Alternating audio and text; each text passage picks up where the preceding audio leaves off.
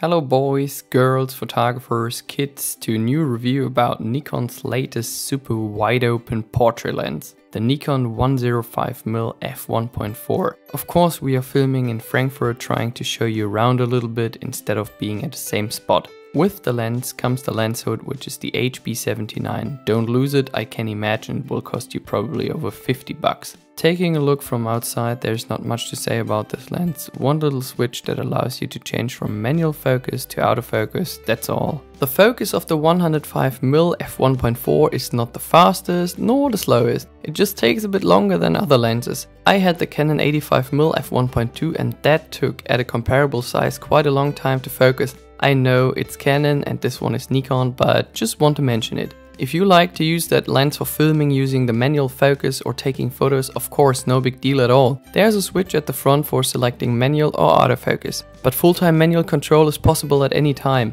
and to go through the entire focus range takes just one hand movement.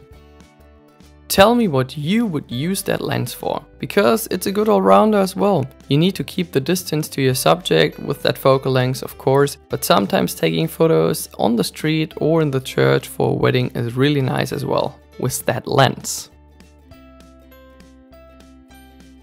Let's get to the best part of this lens right at the beginning. Whoa, it's the bokeh! As you might imagine, taking photos at f1.4 is always nice, but it's kind of a good combination. The 105mm with a maximum aperture of 1.4. The bokeh of this lens is quite soft and it blurs your background completely. Some photos can be found for private use, take a look in the description below to download them.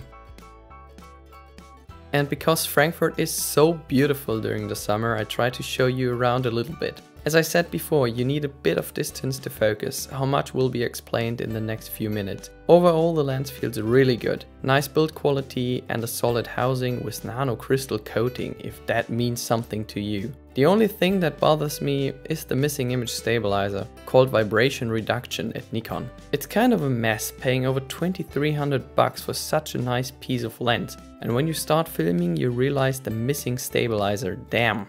Especially wide open, the lens is performing great. Nice blur background, f1.4 sharp photos and a nice precise autofocus in combination with the D750.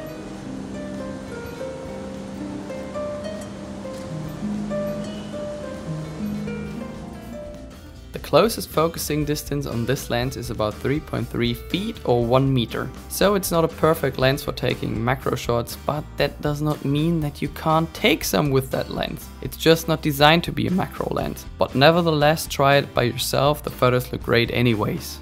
Now let's get to the real purpose of this bokeh beast. It's there for taking great portraits. If you have any other idea about using this lens, let me know, if I did not mention it before.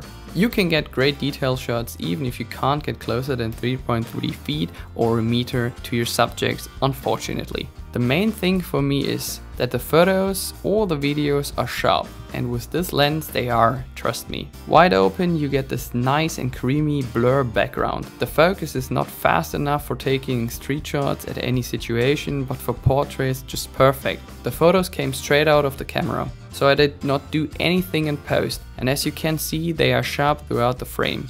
And as I mentioned it earlier, these files are available for download, just scroll down for details. I took a couple of these detail shots to search for any chromatic aberrations, and to be honest, I really have to zoom in and pick the edges of these silver shining lines to see some of them. Of course there are always some, especially shooting wide open, but trust me, they are so rare, so another evidence for a great performance on this Nikon beast. And who of you does not know this problem? Shooting wide open gives you always some vignetting as well. The 105 from Nikon does not make an exception here. Starting wide open till f2.8 gives you some noticeable vignetting. Thereafter it looks like if the vignetting disappears till f4.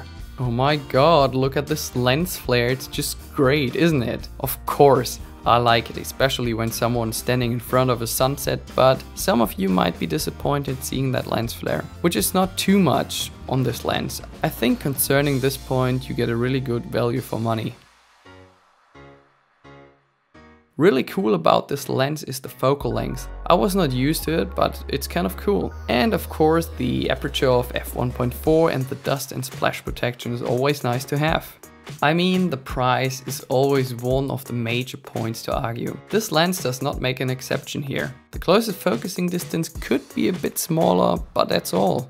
Thank you very much for watching this review, because I get asked so often which camera I'm using to record my videos. It's simple, it's the Canon EOS 5D Mark II. If you look in the description below, there's a whole list of my equipment as well. If you like to purchase this lens, no big deal. It's available at Frankfurt's best camera store, GM-Foto.